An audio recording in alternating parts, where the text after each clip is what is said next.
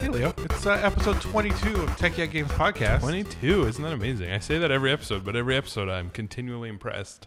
I'm continually impressed, too. My name is Tony. I'm here with my amazing co-host, Leo. Thank you. Amazing. You're amazing, too. Everyone's amazing. You're breathtaking. Yeah, and so this is episode 22. It's been, we kind of got a week reprise after E3. The world is finally kind of calming down, getting ready to move forward in a post-E3 universe. Yeah, it's actually been kind of a slower week, which is kind of a relief. I think, just like you said, everyone's kind of taking a deep breath. It's like, whew, that's a lot.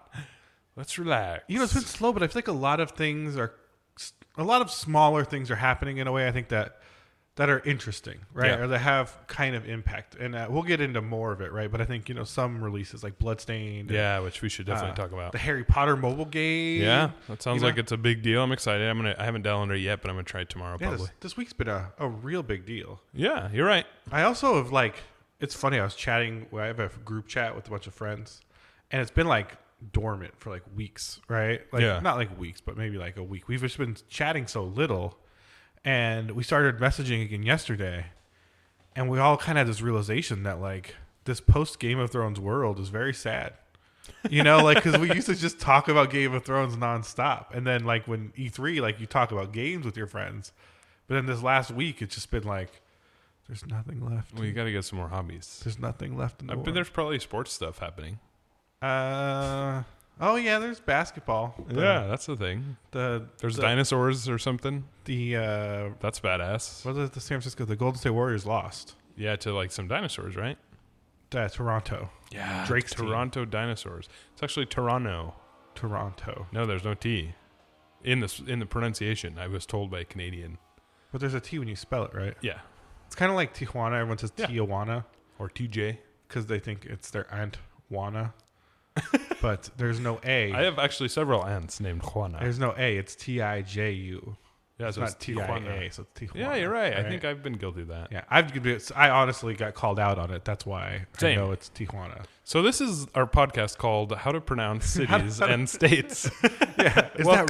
This is our podcast called Is That Really What That City's Called? It's called A Local's Guide to Pronouncing Cities all around the world. Burrito or burrito?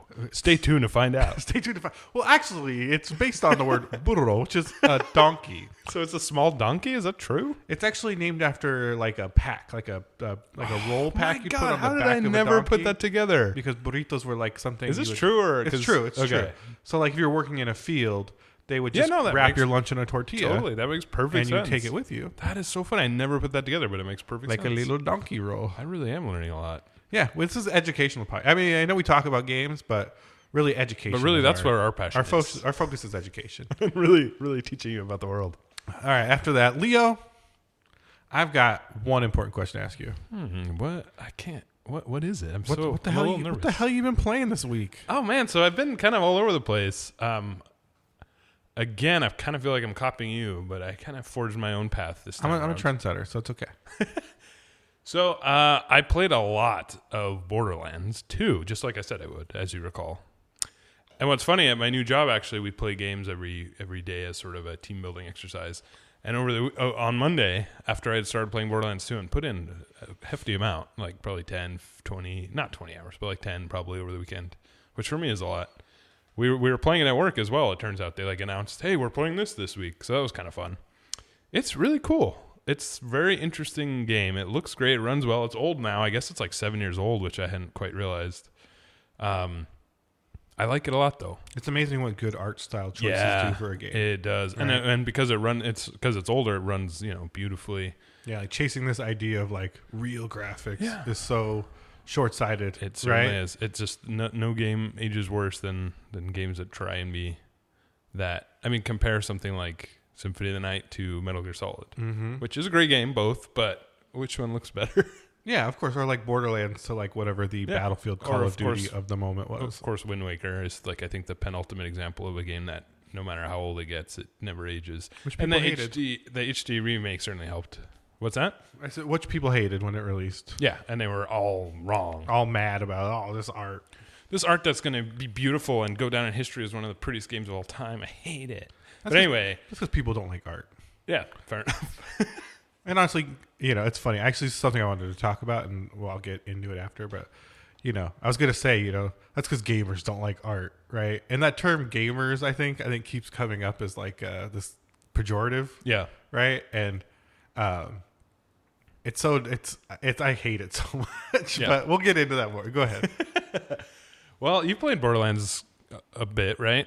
Yeah, I played Borderlands 1 all the way through. I played Borderlands 2 a bit. I didn't really get as into it as I was 1. Like, I wasn't really like farming. I just played some of the missions. I got a little ways in and kind of fell off. Yeah, I'm enjoying it. The writing is kind of hit or miss, but it's still the fact it's not. You don't play for the story, so when it hits, it's kind of fun, and when it doesn't hit, it's just background noise. So I don't really care.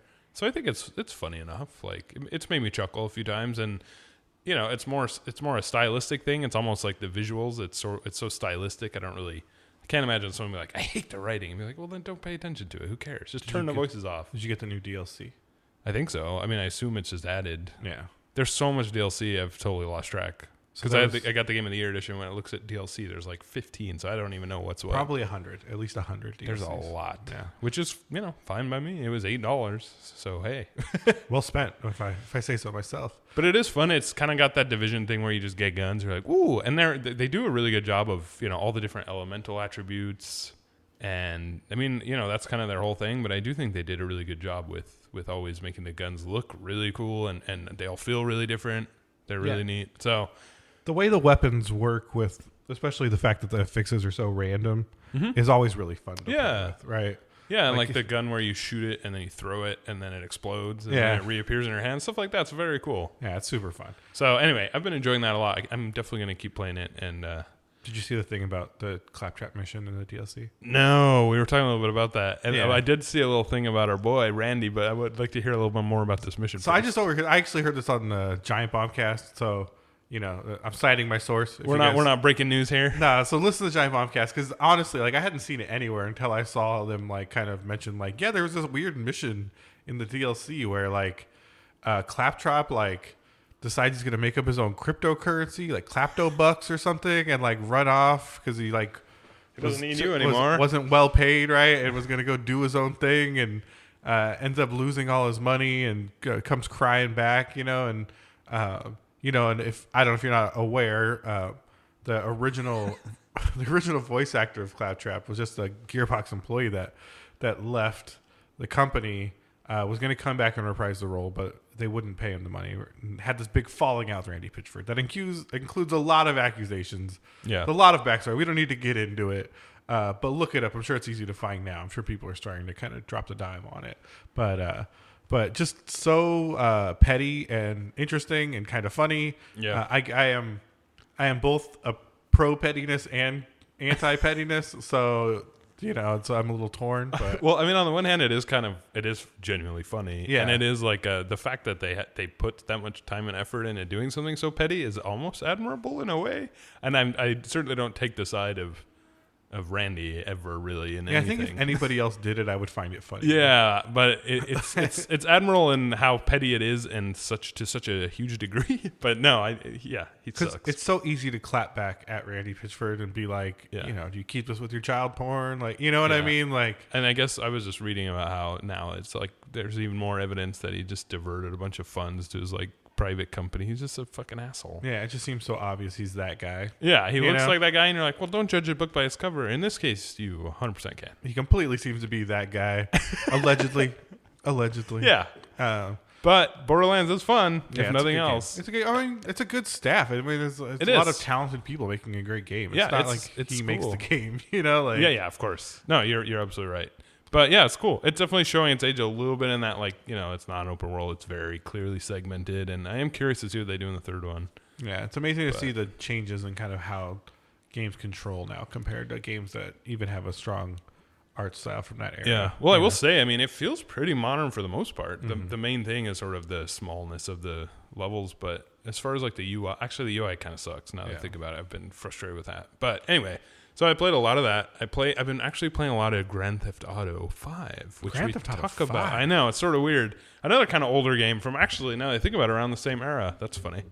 I'm in sort of my early 2010 phase right now. It's okay. I've been all into, late 90s rap recently. Yeah, so there you go. You know, same vibe. Same thing. You catch an era, you go down it. Yeah, it's a rabbit hole. Back. But yeah, I've been playing the story and actually really enjoying it. I realized I never played the story. I played for like an hour or two, and I'm really getting into it. I'm doing a bunch of stuff with Trevor, and it is a lot of fun. The writing is. We talked about the writing before and how it can be sort of sophomoric, and I feel a little differently now. Like, it is sophomoric, and they do some stupid shit, but overall, it's pretty good. Like, that first Trevor is really good. Yeah, there's a lot of good Trevor scenes. When you drive it, when you steal his car, he's hiding in the back. Yeah. Honestly, it's like it's so great. Yeah, he's good. He's a really good character. Well, that's Michael, I think you're thinking of. Oh, yeah. Right, Trevor's the insane bastard who is a ton of fun. The trailer park dude. Yeah, with the meth cooking, like, he's just totally off the wall. It's fun, and their relationship's interesting. So anyway, if you never played it and you have it, because apparently every single human on Earth has bought a copy of that game. Maybe I should play the single player. I played a ton of the online and have never really gotten into the single player. Maybe. Well, I'd imagine if you played a lot of the online, the single player might not be as fun because it's just totally different. Yeah. But one thing I think is funny about the single player, and this could maybe be applied to Red Dead or some other open world games, it almost doesn't really need to be an open world. Like, in Grand Theft Auto, there's very little actual exploration, you know? Like, the world's very detailed and remarkable, and it really looks like L.A., and we live, we basically live in L.A., and driving around in GTA is like, holy shit, I recognize that place. Like, that's... And it really does give you that sense that you're there, even though it's sort of a truncated version. But I almost wonder, like, the story and the missions, it doesn't really need to be like that. Like, it's not like the old GTAs where it was, like, wide open, like less, like, the narrative was kind of weaker in a sense, where it was like, oh, there's a mission over here. It was more of an excuse to explore the world. But now the world is so detailed and so beautiful, and I think it's amazing and fun to explore. But as far as the story being told, it's almost unnecessary. Like, it doesn't need to be in this big detailed open world, which is kind of an interesting. It's almost like the story is written, and it doesn't matter if it's in an open world. No, it just kind of snakes through the world. Yeah, exactly. Yeah. And almost to a detriment in that it's like, you can tell they just made this story take a weird turn so that you could learn how to fly a plane or something. Yeah. Like, you got to see this pier at some point. Yeah, exactly. We put a lot of fucking work into jet skis, so we need to make sure it's kind of funny. Yeah. No, but anyway, it's a lot of fun. I'm really enjoying it. Well, and then lastly, what I've been playing and actually just started today is Bloodstained. That's my game of the week. Yeah. That's a new segment I just made up right now. Yeah, it's funny. I had really very little interest in it, even though I love Castlevania. But just from what it sounded like a Kickstarter. Like, I don't know. I didn't really get into it. I remember that first trailer. I was like, what? Yeah, it's very mixed reception on especially the early launches. Yeah, but then I read some reviews. So this is a great example of reviews. And the way it was described, and some of what they described as negatives to me were total positives. So I was like, after reading one or two reviews, went from meh, maybe I'll try it, to holy shit, I gotta play this immediately. So I've been playing it, and it's cool. Like I said, I just started. I'm probably like an hour in or two. I just got to the castle, but it's exactly what it says on the box. It's Castlevania. So I've been grinding out. I didn't get a lot of chance to play last night because I was busy yesterday, and honestly, like, I've been playing a lot of Final Fantasy 14 actually, so it kind of stole away a lot of my time. Like, it's so funny because that game has, like, daily quests and stuff. So I, like, logged in and did that, and then I went to the gym, and then I got home, and I'm like, it's 11, but I got to play some Bloodstained. So I ended up playing until 1 a.m. But I probably got, the past 2 days, like, 10 hours into it. Nice. And it's great. It's got some weaknesses for sure. Like what? So far? For one, I feel like I am all-powerful to a detriment now. That is something they said in the reviews, but to me that sounds awesome. It is great. I don't mind that. Actually, I don't mind because it reminds me of, a lot of, especially once you understand Symphony of the Night, a lot of that game is like, I know what weapons I want. I know where the armor I want is. So at this point, I'm unkillable other than flukes. Yeah, or like mistakes on your end. Mistakes on your end. I mean, my biggest issue with it has been like, I'm so strong, I don't save, and then like I'll die to some nonsense and just be like, I literally just lost like an hour because I have just been walking. Like, I go into save rooms and walk right out because I don't want to spend the 10 seconds to save. See, thus is the hubris of man. That is the hubris. And what is man but a miserable pile of hubris? Flesh and Oh, carbon. Yeah. Yeah, carbon. Good point. Meat, water, a lot of water. I'm like mostly water. Mostly water. But I think it's really fun. I think the weapons are great.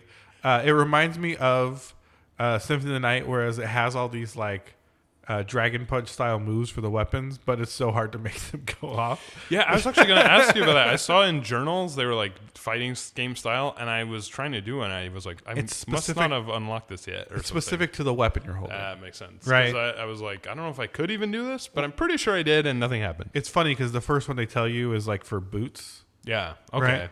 Or yeah, it's for boots, but you don't. Like, you have boots, but you probably equip the sword instead because it's correct. A smarter choice. Because I didn't want to wear the Kung Fu boots. Yeah, Kung Fu boots are actually fun. Like, the fact that, like, the kicky, punchy, like, version of her is super fun. Eventually you get boots with daggers in them. Ooh, but that does sound fun. Just being able to, like, just run and just bomb into things, just kicking your way through everything is super cool. That does sound fun.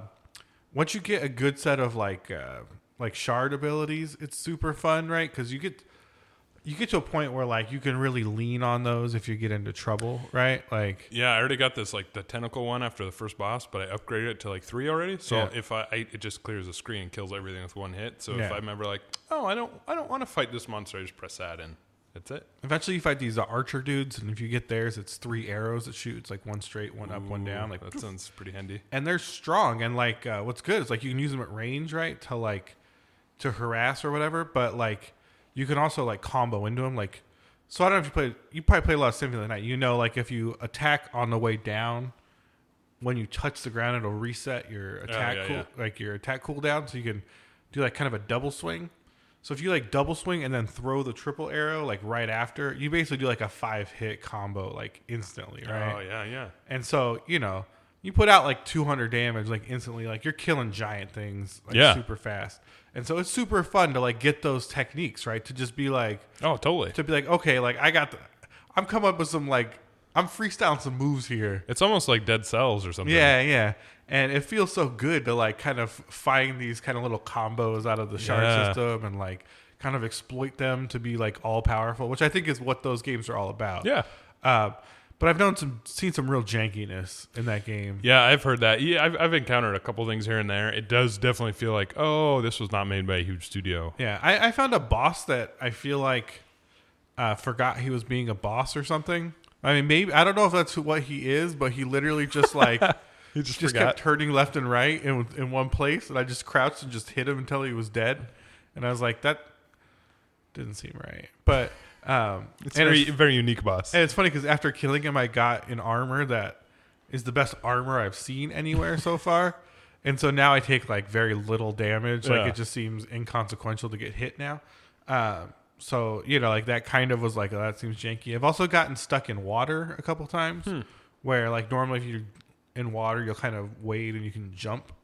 And, like it seems like if I hit water weird sometime or get kind of half stuck under something and come back out, I'll lose the ability to like move in the water. Like I can slide back and forth, but I can't jump. So you have to reload from a previous save. Interesting. I've also heard that there are there's a chest bug where if you upgrade the game, like if you updated versions mid playthrough, some of the chests will flip to open that should be closed. Oh. And some of those chests include things you need to progress through the game. Yeah, that could be very problematic. Right? So basically, you have to...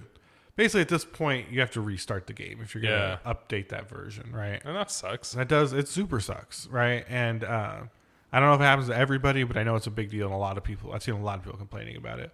So those things suck. Like, those are shitty things that really should have been found before they released the patch, and... should have been QA'd. But, you know, it's a Kickstarter. It's a small game. It's not a full retail release. I mean, it's 30-something bucks. $35, which honestly feels pretty steep to me. Yeah. Not because I'm not enjoying it, but it feels like kind of a retro. I was a little surprised by it. I was expecting more like 25 tops. Yeah, I think 35 is a little high for it. Yeah. You know, honestly, I think that's kind of the Symphony of the Night fan tax. I can't imagine it's going to be 35 very long. Yeah. You know, I feel like that's kind of if you're dying to play this game, which a lot of people seem to be, then here's kind of the premium price to pay for it. Yeah, I could see it being on like Humble Bundle in a couple months for like, $20, 15. Yeah, and I mean, there's people that are big, fans, like EGA fans that really want this thing. And it's like, I guess give those people a chance to like show you Sure. with their money that this is kind of the style they're interested in, or like this kind of back to basics version of a Metroidvania is something that there's interest in, and give them that chance. And maybe if they show it, we'll start seeing more fleshed out, kind of more money thrown at this style of game. Right? Yeah. Well, I love the concept of just like, I want to make another Castlevania game, and no, it won't have the license, but I'm just going to do it anyway. And that is, that's cool. I'm all for it. I just totally support it. I'm excited. It really does feel like a Symphony of the Night. I love that there's side quests in it. Yeah, I found one with this lady whose husband is dead, or I have to avenge. Dead. Yeah, he's dead. I'll tell you, like, spoiler alert. Well, she's like, he killed the people that killed him. It's he's real dead. He's not. There's no like, oh, I found him. He's alive. It's like, no, he's dead. We're gonna just avenge his death. Don't worry. That's the only one I found so far. I'll give you this tip. If you double back through the starting area, there's a lot of quest givers. Oh, in the town? Like, you know how there's like the little 3-room area where there's like the crafting guy, the alchemy, and the shop, and the If you go left instead of right out of there, there's still like some people in that area. Oh, interesting. Yeah. Okay, that's good. They have different stuff. Like, I would say just go talk to them. That's not really a spoiler. I just didn't even think to go back that way until I got certain skills I thought might unlock like areas back that way. And then you're like, oh. And I'm like, oh, there's all these people. There's stuff I should have been doing like along the way. Is it like Symphony of the Night where there's skills you unlock that allow you to travel differently, or is it all the shards? Is it all shard based? No. Well, are the shards you unlock? There are like skill scripted? Shards. Like there's shards that replace all the things. So there's familiar shards. There's skill shards. Like there's a double jump shard. That's not going to surprise anybody, right? Like, right. But that's what I'm asking. I guess those are not. You don't get those as drops from enemies. Those are like. Yeah. Like boss drops. Like boss shards will be like a double jump shard. But it's the same every time. For those, yeah. Yeah, okay. I just wanted to be sure. Yeah, those are kind of locked in place. Because it would suck if like it was RNG, to like just progress. That makes sense. I will say a lot of the shards you do get are, they're random, and sometimes they seem very powerful, right? Like very powerful. Like there's just certain ones I've gotten and died and lost and been not gotten running through that section again and being like, man, I wish I had that shard back. Yeah. There's also ones that seem very random and useless.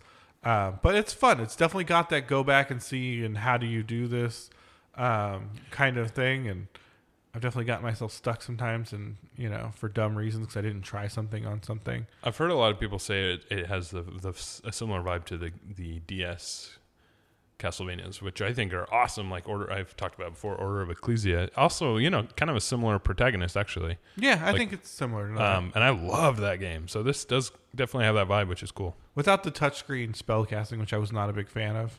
In Order of Ecclesia, it didn't have that, did it? What was the one I had? That was the one I played the most. I don't know, of. Portrait of Ruin or something. I don't know. They all kind of blend together. Yeah. But Order of Ecclesia was the one where you get 2 different runes and you combine them, and depending on how you combine them, you can do different powers. It was so cool. Yeah. Anyway, it has a similar vibe to that, which is a very good thing. I haven't run into any bugs yet, but it does sound like, I have heard that not just from you, that it can be really problematic. And a bug is one thing, but if you have to reload save because the game broke, that is so frustrating. I mean, I was already planning to kind of main play it on Switch. Now I think I might main play it on Switch in a month instead of next week. Yeah. Like after everything kind of gets settled down and worked in. What do you think about all these? I've heard there's a bunch of free DLC coming. I wonder what that'll look like. I don't know. I mean, I'm already feeling like the castle's going to end up upside down.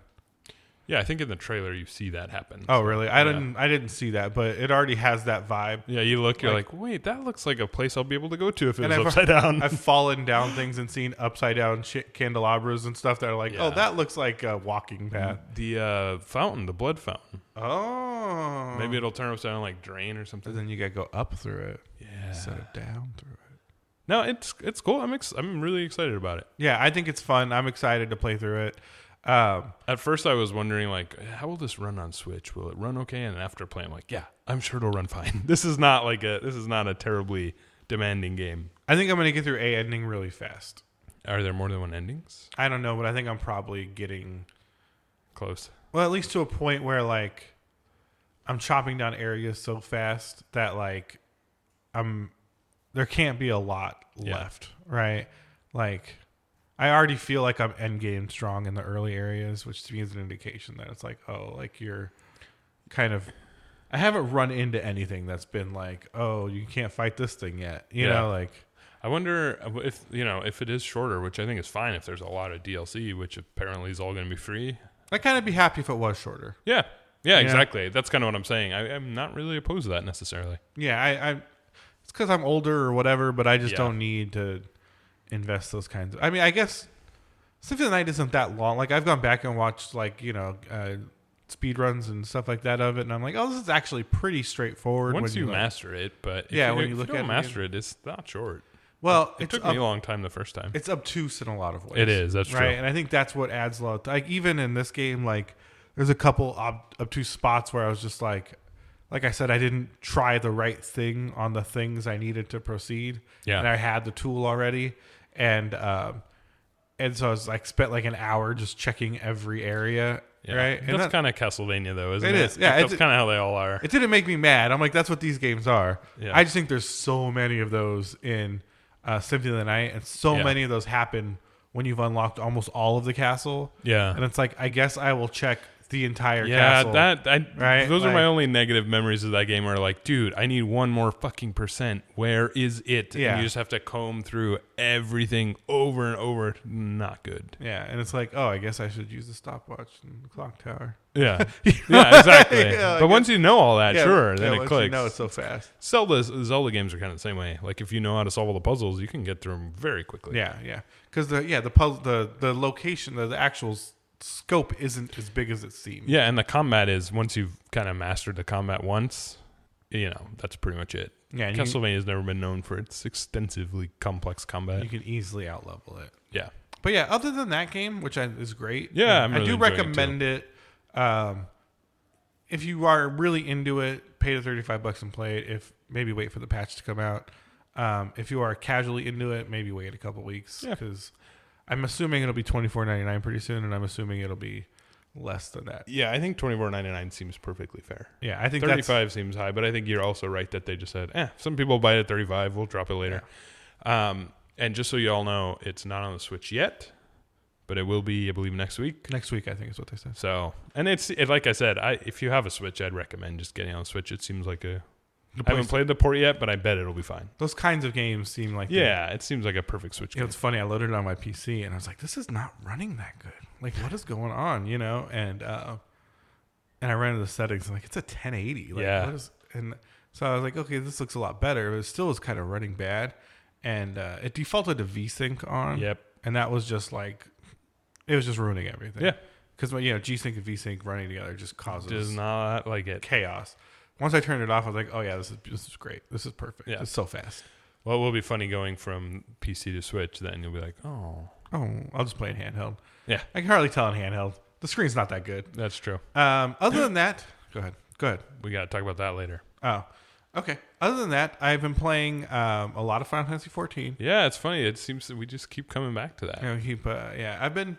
Well, the expansion comes out the 3rd of July. Yeah. So I've kind of like told myself, like, don't buy the other expansions. Just wait. It comes out on the 3rd. You get that. You get all the expansions. Just wait. Just get a character to 50. You can make a red mage when you buy all the expansions and just kind of start from 50 and play it there. But I've done a poor job of that and continue to play. I've kind of become a black mage in my heart, because that's really what I am in my heart. Yeah, I could see mage, that. Yeah, you're kind of a magic user. I talked about last week, that how much I love wizards. Yeah. You told me you have a wizard book. I haven't read it yet. I'm sorry. No, it's totally fine. No one else read it either. I will read it. There is no rush or pressure. I will read it.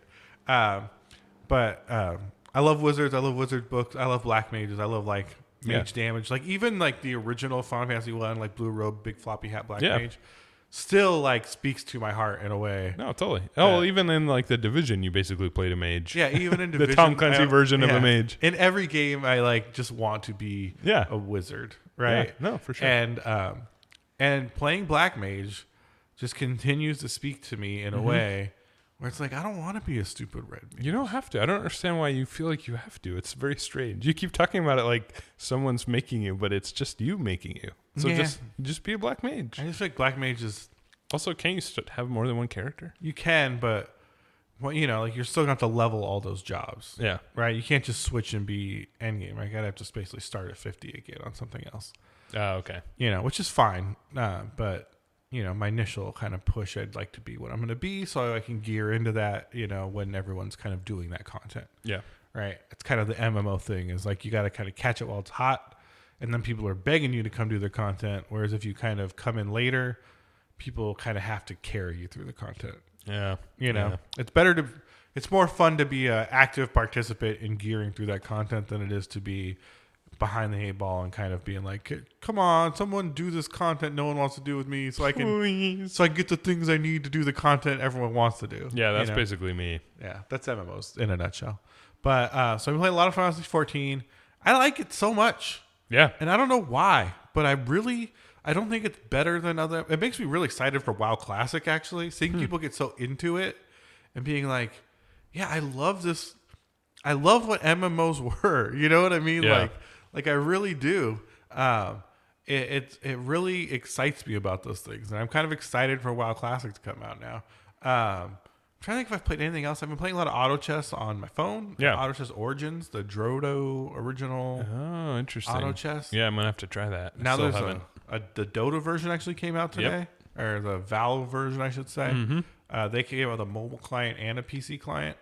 It's pretty cool. You can mid-game, you can swap between PC and mobile. Wow, that is cool. Client. You can do a mid-game. Yeah, so you could walk in your house playing That's mobile, actually pretty incredible. and then log in on the PC client and play on that. League of Legends released their auto chess. It's like a game type in their normal game, which I don't think is a great idea, but they launched theirs, so I assume Epic's is going to be out pretty soon since everyone's getting an auto chess out this week, it seems. Will it be Fortnite auto chess? No, actually, Epic bought the original auto chess. Oh, okay. So the people that made the Dota mod. Wow, that's really confusing because Dota is a StarCraft mod or a Warcraft mod, isn't it? Dota was originally a Warcraft 3 mod. Yeah, so that's funny. Well, it bounced all over the place. That story, I mean, that goes. Yeah, I have heard that crazy story. Because Dota was Warcraft 3 mod, and then Heroes of New Earth came out, which was the original Dota clone. Oh, then. League of Legends kind of came out. Maybe League of Legends came out first as Dota clone. I don't know. But League of Legends wasn't like a 1-to-1 parody Dota clone. Here's a New Earth was a 1-to-1 parody Dota clone. Then Valve came out with Dota 2. Then they added custom games to Dota 2. And that's when Auto Chess came out because Auto Chess was a custom game in the Dota 2 client. Wow. And now Auto Chess is being once again stolen by Riot. And then also let's not forget that Blizzard wanted to use that because it was based on a Warcraft mod, but then they had to make their own clone, which was Heroes of the Storm. So it's you could write a book about this, just this one MOBA thing. I just gave it all away though. Everyone knows the plot. Well, I know, but I'm sure there's a lot of interesting behind the scenes shenanigans. Everyone knows the twist now. It's not really a twist. It's the biggest twist. Okay, it's the biggest twist. And then today I started playing the Harry Potter mobile game. Oh, cool. How is it? It's okay. I wish it was more of that. It's so weird, because it's it's kind of shoehorned into Pokemon Go. Yeah. Right.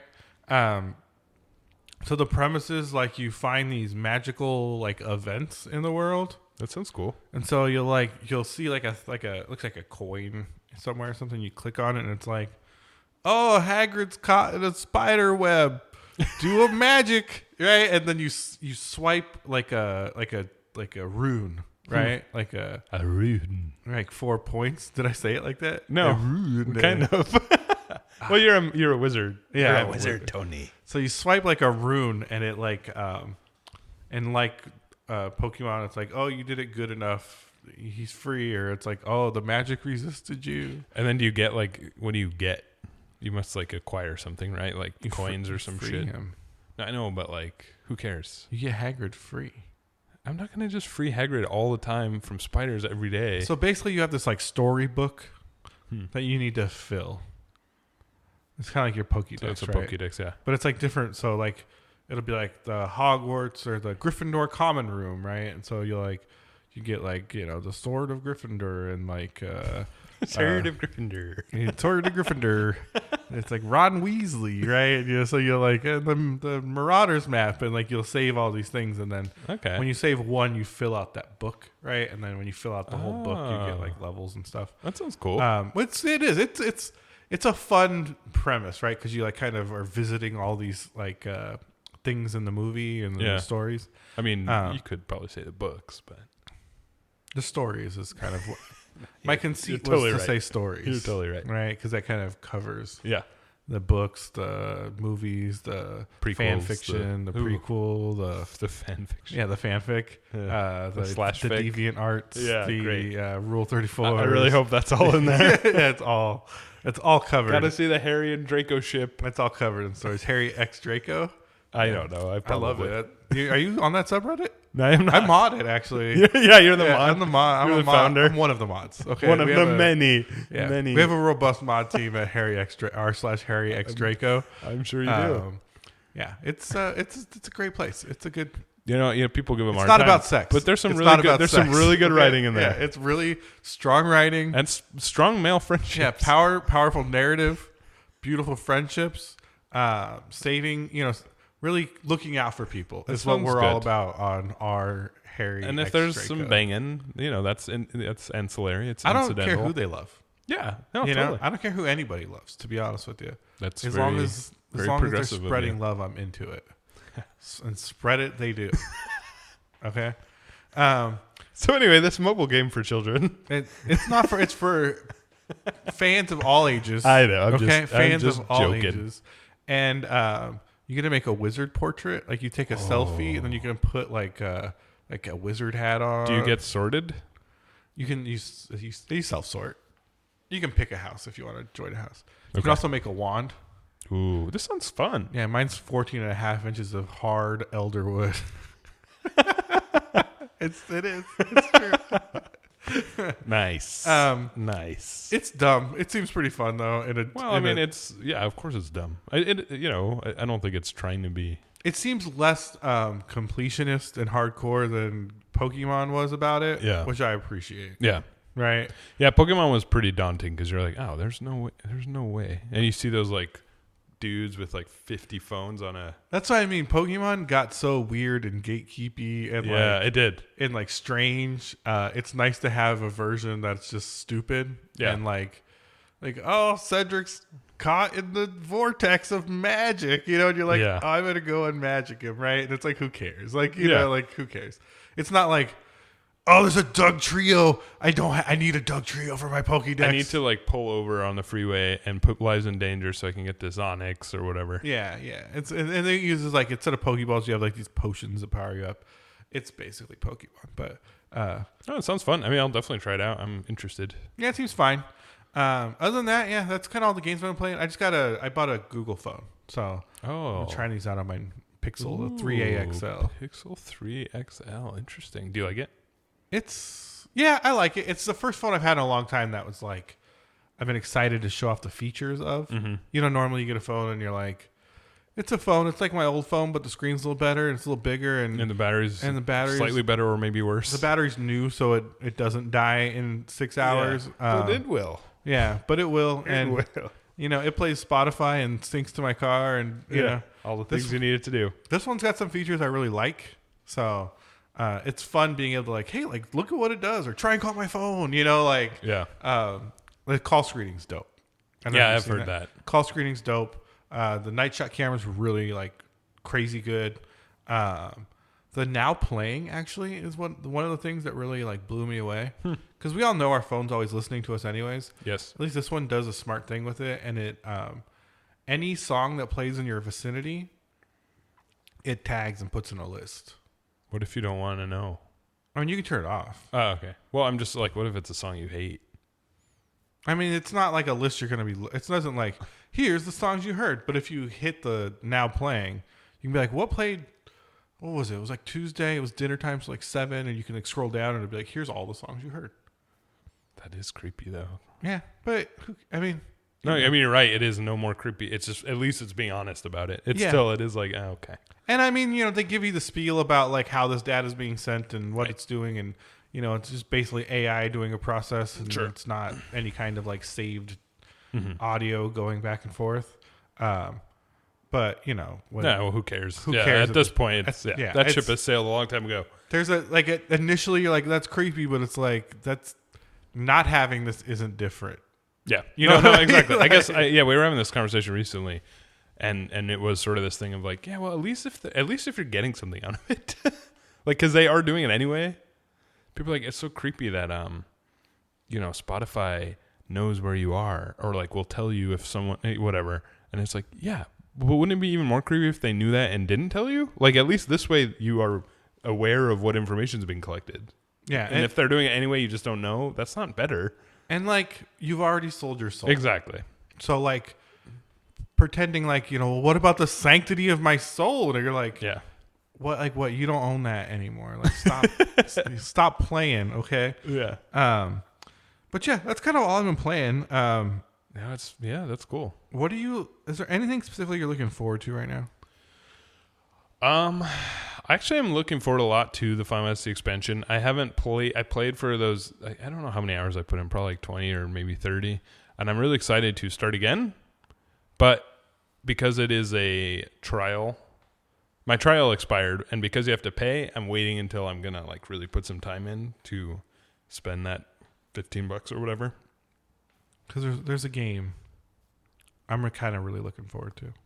What is it? So have you ever heard of a franchise? No. That they call Yakuza? Yeah, of course. I've never played any of them, but You've never played any of them? I've always been super interested. Wait, you don't know about the Dragon of Dojima? I mean, I know of it, yeah. But no, I haven't played any of them. I'm super disappointed in you right now. Well, but give me a copy, and I'll play it. Okay. But how do you know where to start? Do you start at 0? It really doesn't matter. It matters to me. Well, they all do like a good job. Well, at least the latest one, like 6, does a really good job of kind of onboarding you to the story if you want. Like, it has like it's where like this like this death dream sequence of like, here's everyone that's ever been in the story. Talk to them to get a paragraph about like who they are and relevance to you in this current time period. That's funny. It's it's kind of lazy, but also like you kind of get into it. But yeah, it's such a nonsense his past and history that like there's like one thing you need to know, and that's that Kiryu is the baddest badass that ever walked the earth. He's a gangster with a heart of gold, and he doesn't put up with no bullshit, right? And as long as you keep that context in mind, everything will make sense. Okay, everything, because he'll fight you, he'll kick your ass, but at the end of that fight, he's gonna give you a hand up. Yeah, he'll help you. You know what I mean? He's gonna be like, hey, we square? As long as you're like, yeah, we're square, he's going to help you up, right? He sounds like a nice guy. He's a good dude. And is this the protagonist? That's the protagonist of Yakuza. But what I'm excited for, I got such a Yakuza tangent. No, I'm excited. It's definitely a franchise that's always piqued my interest. There's a game coming out next week called Judgment. It's called Judgment? Judgment. Okay. So it's basically set in the world of Yakuza. Ooh. It's coming out. It's from Sega. And Sega. I like that one better. Yeah, that one's the best. But it's about like a young lawyer that kind of is dealing with these mafia people and gets kind of it looks like mixed up in the wrong side of the law and trying to solve this case, and got to go dark places to do it. And I'm super pumped. I'm super excited about it. I mean, it's funny. Like when 6 came out, like I was sick that day from work.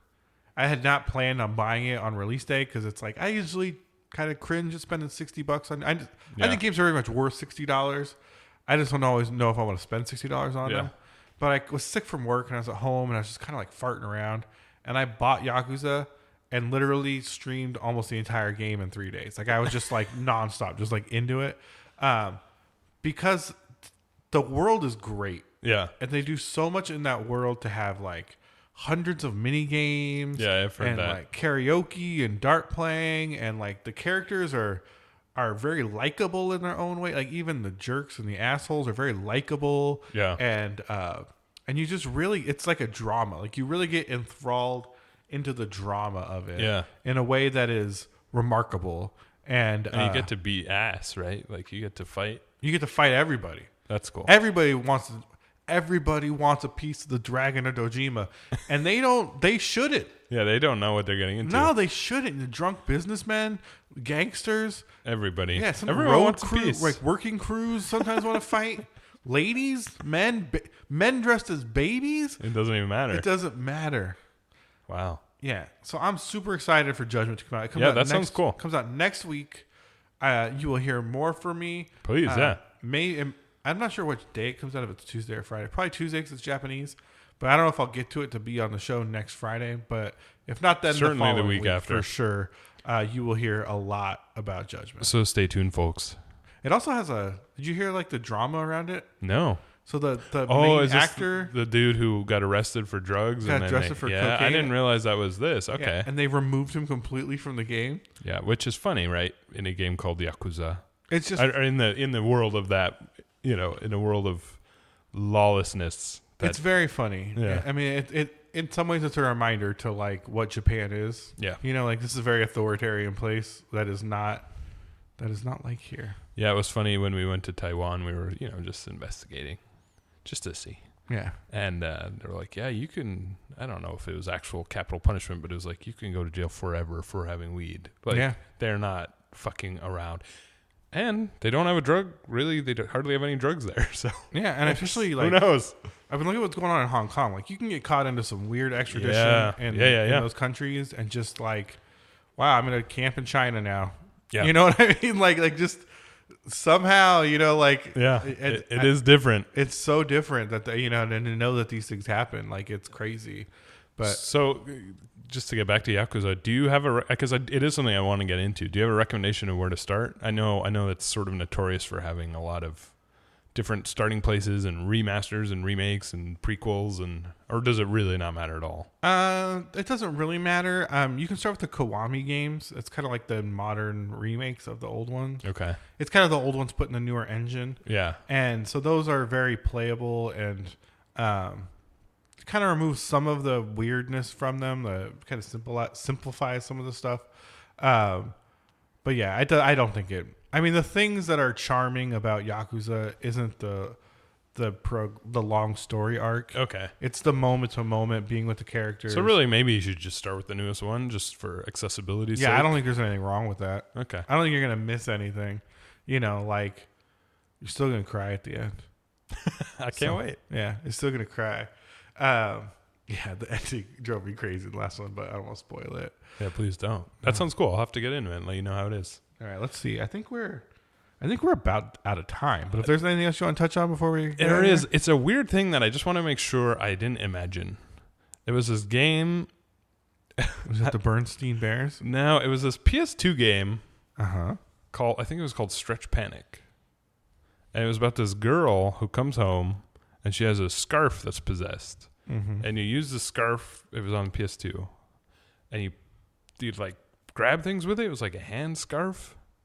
And I was just curious if you'd ever played it, because I bought it once sort of randomly, and I've never heard anyone talk about it ever in my life. I've never met anyone who's played it, and I'm trying to convince myself that it was actually real. Did you Google it? I haven't yet. I'm glad you didn't. I just brought it up now, and it might not be called Stretch Panic, but I'm pretty sure it is. But I remember the logo. It has like a scarf. This little girl is highly stylized, and has this like big shadow scarf, and it's like making a hand.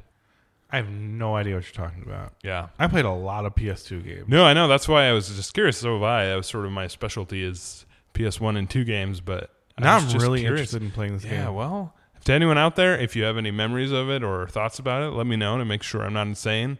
Tony and I might look at it after just to make sure I'm not demented. And if the game doesn't exist and is a figment of my imagination, well, we better get on making it. Yeah, it sounds like a hit, if you ask me. Big hit. There's one thing I love.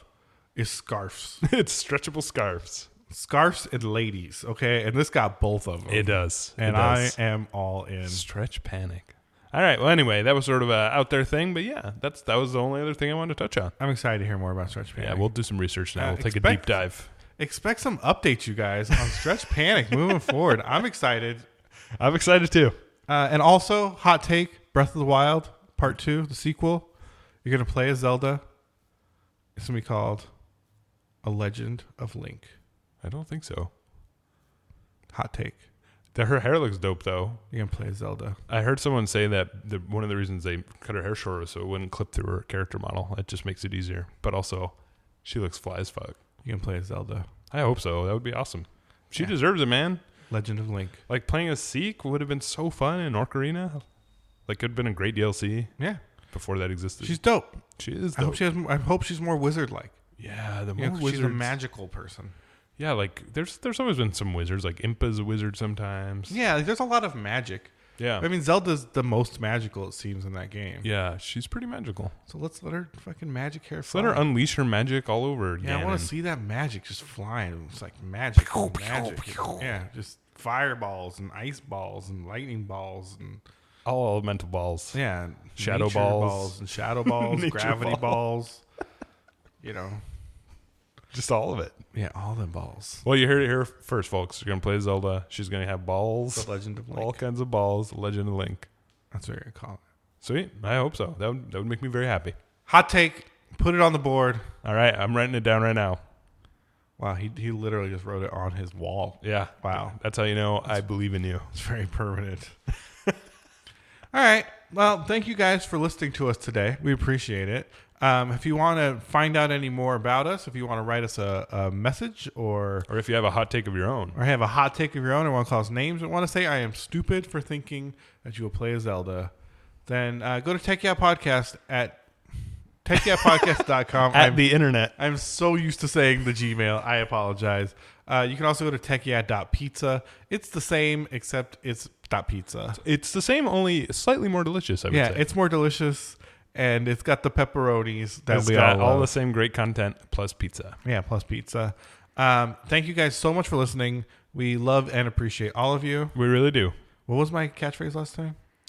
Something about gaming. Game, and I was like, get to game. Oh, wow, this is embarrassing. It was like, go play games. It was like get to gaming, maybe? No. I think it was go play some games. Hey, go play some games, everybody. All right, go play some games, guys.